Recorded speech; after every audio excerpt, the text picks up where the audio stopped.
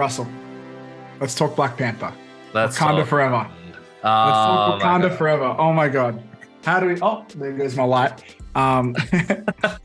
Where do we start with this movie? What were your expectations going in?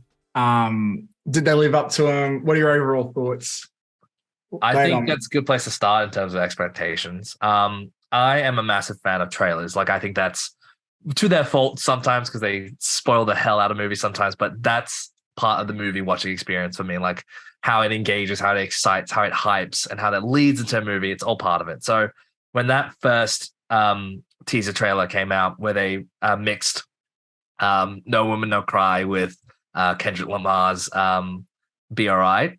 Yeah. That trailer, I shit you not, I was on repeat, crying on repeat. Just it's a 4-minute trailer, 3-minute trailer that loads so much emotions, and that's kind of where my expectations lie. Because I'm like, either way, I know very well that the creators in this movie have made sure this pays homage and a tribute to such a person like Chadwick, and that's why it stopped. Because after that point, I was like, look, I'm gonna put my blinders on because I'm just gonna treat this movie as if I were to watch it, but I know those emotions are gonna seep in. So look, and then leaving the cinema, I think they were well met. They were just right there. I definitely did not leave this film anywhere close to disappointment. I think a lot of the ways they try to treat the actual writing of the movie, I was actually more so surprised. A lot of people may call it, and are we want to talk spoilers a bit, or we're not? Full spoilers. We're going full spoilers. Okay, great. Well, I'm very much surprised how they treat the writing as a way of paying tribute to all this, like the narrative so far for Black Panther. A lot of people call it a rehash. I know a lot of people have started to be like, oh, I've seen this before, quite literally for the same character.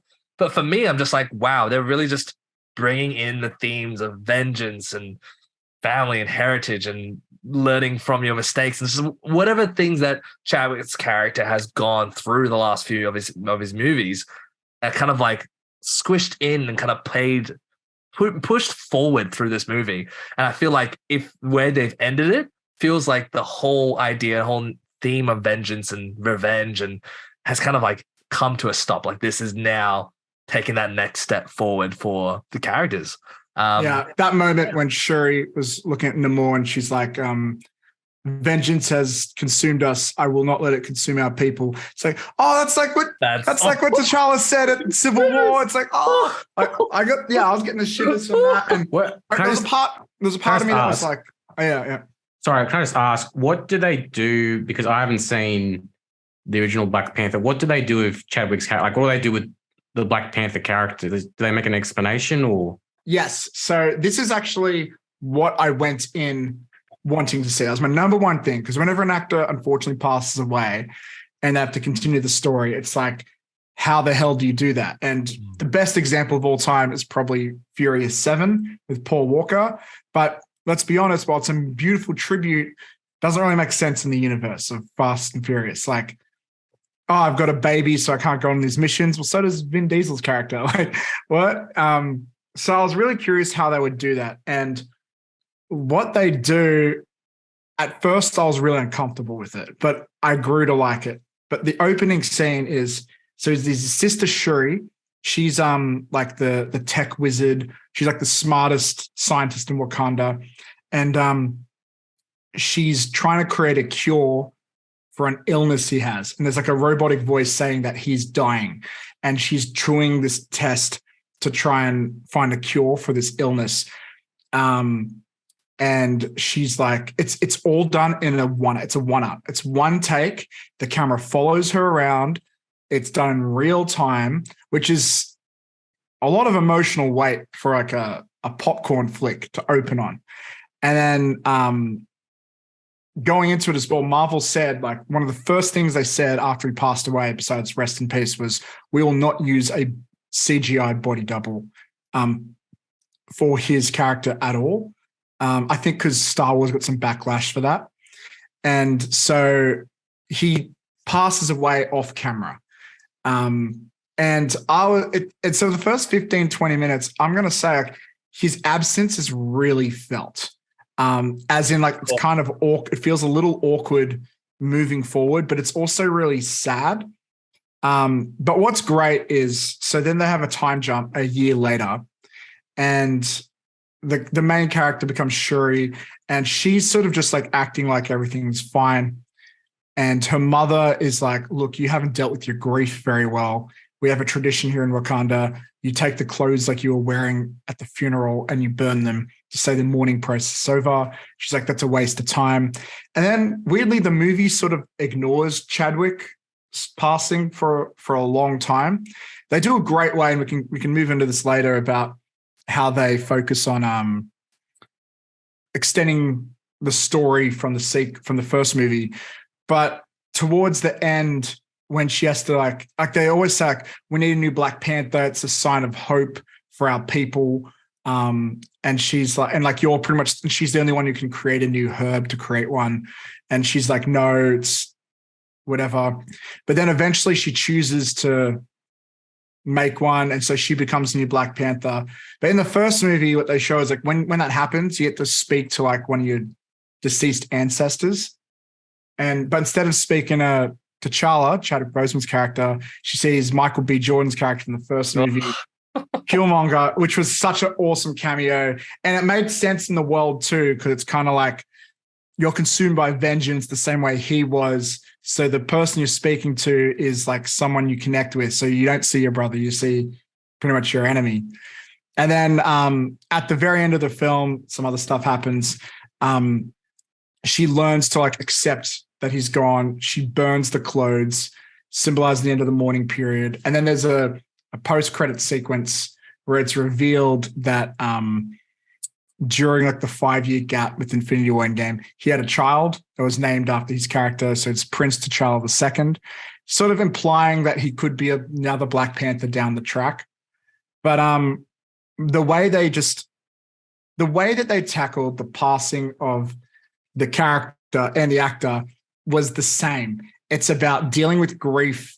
The main character doesn't want to deal with the grief, and she has to find a way to do that. And she makes a lot of really rash decisions throughout the film, which is probably motivated from that grief. So it's a really mature way of tackling such a touchy and emotional subject with a level of maturity you don't normally expect from a Marvel film. Ryan Coogler, I think, is without a doubt one of, if not the best director Marvel's worked with. In both films, the way that he handles emotional weight is really strong. And it's, they're the only films too where the characters like have, all the characters feel like they have relationships with each other. Like there's a scene at the end where as she's like burning the clothes, she thinks back of all her memories with him. And you see clips from all the other movies where those two characters are interacting. And it's really emotional, and there's no music. It's pure silence. And you could hear it like if a penny dropped, you would hear it in the cinema. It was really emotional. But when I saw that, I thought to myself, if they tried to do that scene with any other character, it probably wouldn't work, because a lot of these characters in their films, the supporting cast are just there to help move the story along. But Ryan Coogler, when he directs a Black Panther film, all the characters have relationships, they have jokes, that's really good character work. And in that moment, it made me really appreciate the world building he's done and the relationships he's built. It was really beautifully done. Like, yeah, it was really beautiful, man, to be honest with you. Russell, do you have anything to add to that? Like that was a beautiful summary. I think I'll go into more detail for the rest of the film, but just talking about that end, just to emphasize why it was silent, Jesse. It was just like at the very start of the film, the mother has actually already gone through the grieving process and it was communicating to Shuri. So like sometimes I feel like now I don't feel sad anymore. As I feel the wind when it goes past, sometimes I feel his gentle hand on my shoulder. And at the end, it's just the sea breeze, and the sea breeze is the one. It's what's scoring the flashbacks to Chadwick. So in one foul swoop, do we not only have a story element? We have obviously the tribute, but then we have everything just wrapped up together because Shuri, the character, is experiencing. She's breathing. She's letting this go. Oh, I'm getting shivers. I'm just getting shivers just thinking about it. Just the way. Oh. the way it was executed was just magnifique. But yeah, I was very much just taken aback with how, as Matt says, how good that character was. Character work was. Out of any Marvel movie, this is one of the first few where I say it doesn't strike me as a Marvel movie. I think the way it handles its emotion, it never gets. It sounds like it's a bit more deeper.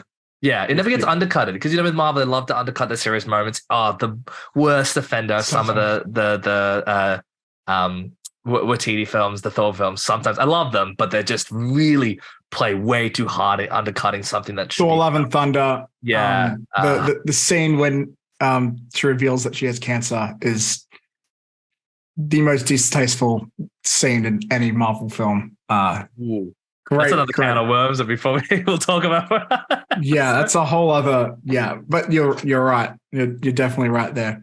Don't get me wrong. There was levity in this movie when it needed to be, because of course it's not a super serious film. It still needs to be a fun superhero film, but when it needed to be heavy, when it needed to be felt, it was very much felt. To be honest, I draw very similar comparisons to the original Wonder Woman movie.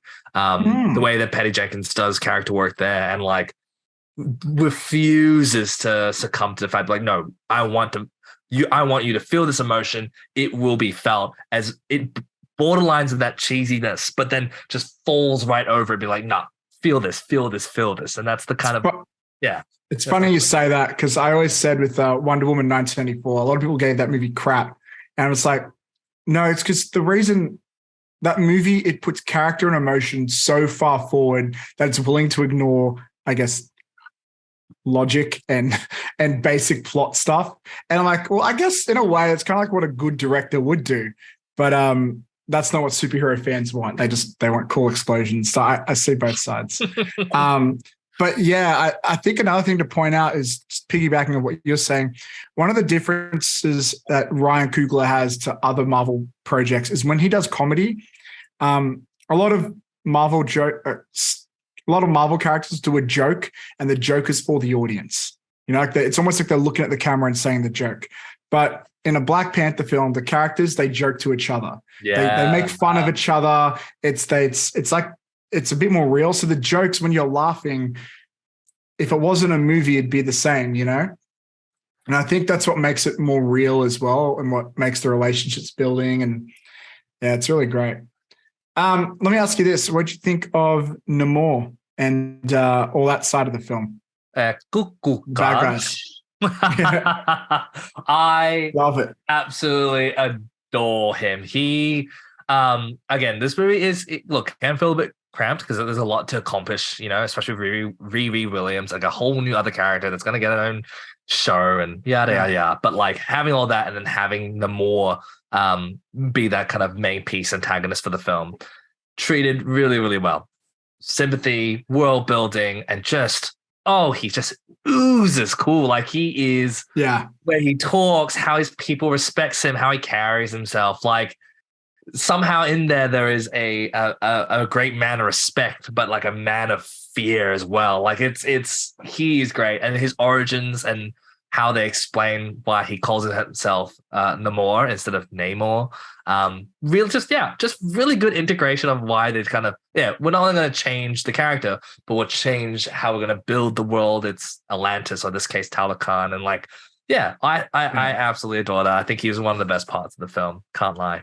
Definitely. To be honest, like when I grew up actually reading Namor comics, he is the last Marvel superhero or villain, I guess, that I grew up reading that I hadn't seen in live action. So from now on, I'm pretty much good. Like I've seen everybody I want to see now. And I was a bit skeptical going in because I knew they changed so much about it, but they kept enough elements of the character the same that I felt satisfied. And at the end of the day, I'm not looking for comic book accuracy. I'm looking at good storytelling and good being a good movie. And I loved how, the only reason they had a conflict was they had a conflict for like realistic reasons. They kept themselves secret for a while until Wakanda did this mistake pretty much. Oh, all this stuff sort of happened with vibranium, and they were forced to come out. But then he has this relationship developed with Shuri. And so like it reminds me of the first Thor movie. Like they really built in that movie, they built up a relationship between Thor and Loki. So when they finally clash, you could feel the emotion there in the fight. That's what happened here. Like when Shuri and Namor have to fight, it's almost like they don't want to fight, but they have to fight. And they've built up this beautiful relationship beforehand. So that was great. And I love that they didn't kill him off, because now they can do more with that character. Like I hope he becomes an Avenger. I don't think he will, but yeah, I'd love to see what happens next with that character, because he's really good. He can even tie into the X-Men. He's technically a mutant in the comics, but he's the first mutant technically. Yeah. Right? Oh no, they call him. Yeah, right. He's the first mutant. I think like I could be wrong, but I think what they did is they retroactively made him the first mutant. I don't think he was actually. Correct. Because I think he existed even before Marvel called themselves Marvel, if I'm not mistaken. Yeah, I believe so. But yeah, the other thing I loved about the Namor plot thread was the politics. Like that was a great way of expanding on like what happened from Black Panther 1. Gave me Iron Man 2 vibes, not going to lie. Yeah. With the whole, starting the court and all that stuff. But it was just so well done. Like I could watch a Game of Thrones-esque political Wakanda show like that, and how they work with the real world. That was really awesome. And I feel like Namor will play further into it. Like again, I don't know what the future looks like. I really could not predict where these characters are going to find themselves after all the movies that are going to happen in the next coming years. But yeah, I very much agree. Like I hope that I'm so glad they didn't kill him off, because I know there's a perfect segue if you want to take this, but Namor is a better Black Adam than Black Adam. I really honestly it is he is a better anti-hero than the movie that based the whole thing on being an anti-hero. But that is an excellent observation. Is this foreshadowing for the future review, the future Black Adam review? I think so. But before we wrap up, is there anything else you wanted to cover about Black Panther? Because there's so much in this film. But is there anything else you wanted to talk about, Riri or anything else before we move on? I think I've got to, before we really close this off, I've got to mention the absolute surprise to me how good Shuri is. Actress who plays her, Letitia Wright. I can't remember. Remember. Whenever she's not complaining about COVID restrictions, and that is why I had a lot of conflict with that, because I'm just like, look, whatever, opinions, and I'm not. This is not the place to say it, but like, just at the same time, that controversy took on its own life, and I was like, okay, she's still in this film. Are they going to kill her off? Like, I don't know. That's what I thought. I thought Disney would be like, she's too troublesome. We don't want to deal with her. But no, I'm glad they kept her around, because this is such a great performance from her, especially at that end scene. Oh my God. Yeah, credit where credit's due, because not often do you go ahead and cast a side character or supporting actor. All right. You cast them for that reason. But then in this scenario, they're like, no, you are now the main lead, and having to carry that is almost, I think for me, in a position of like, if I was not Ryan Coogler, but in a relative position like that, I would be so worried, because like this reason that I cast this actor for this role has now have to step into the main light and pretty much carry this movie on their shoulders in a way. And they pulled off. It really worked. And I believe I could be wrong, but I believe it's not a fully original, like, new script. Like, they kind of adapted the original script they had for Chadwick Boseman to make it work. And there are some scenes where I could sort of see where that sort of was, but then there are, obviously the motivations changed and everything. I guess my only other comment I could think of with this film is the Riri Williams Ironheart character. I like how they tied her more into Wakanda than the Iron Man legacy, because otherwise it would just feel like a rehash of Spider-Man. But it just reminded me of Doctor Strange and the Multiverse of Madness, where the hero finds this young girl who's really specific at her ability, and she's like a plot device for the first act, but then afterwards she's like barely in the film. And it kind of feels like, this felt a little forced in there. Like, it might have made sense if they dropped the character, but I don't know. Whatever they had there, it worked. It worked, I guess. And I felt like the red was meant to be based off her father's car rather than being an Iron Man ripoff. So I guess that's kind of cool. Yeah. No, yeah. Hang on, go on. No, I was gonna say, like, I was expecting more of that Tony Stark, like tying in how I understand her origins are in the comics, and they may yet do that. Honestly, I will see what happens with the show. But I very much agree with you. I like how they kind of make it more Wakandan orientated. It does blend really well in the sense because she is an African American. Like it like, even though her story is not tied specifically to that, it just helps it kind of feel okay. Like how the origin feels natural within the story. Yeah. But yeah, I think, you know what? When you were just describing her origins, I was like, is this a new trope? Is this the whole hero under the wing? Is this a bishop? And I'm just like, wow, I actually kind of phase four is like they call it the multiverse saga, but it's really the Young Avengers origins. It's phase one all over again. Phase one was setting up the characters, and then in phase three they all come together to fight the big bad. And that's kind of what we're getting now. We're getting the origin stories, but they're of these new younger characters. You know, Kate Bishop, Ironheart, Riri Williams, Kamala Khan. Kamala Khan is a big one. There's a few others. America Chavez. There's been a few. Like we're already seeing who the new Avengers are going to be, pretty much, and we'll see how that goes. And of course, you got some older ones too, like Shang-Chi. But we'll see what happens with the future of the MCU. Very excited.